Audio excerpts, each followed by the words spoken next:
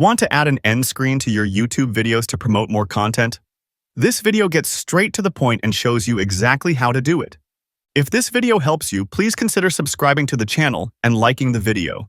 First, you will need to open a web browser and go to YouTube Studio by visiting studio.youtube.com. After you have logged into your Google account, find and click on the Content tab from the left-hand sidebar. Now, you should find the specific video to which you want to add an end screen and click on its title. On the Video Details page, scroll down and look for the end screen box, then click on it to open the editor. Here you can choose from various templates or manually add elements like videos, playlists, or a subscribe button. You can drag and resize these elements on the timeline and preview how they will appear to your viewers. Finally, once you are happy with your end screen design, click the Save button to apply it to your video.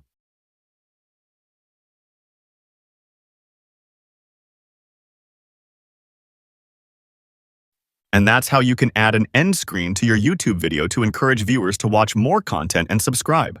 For more short and concise videos, subscribe to the channel and don't forget to leave a like and a comment.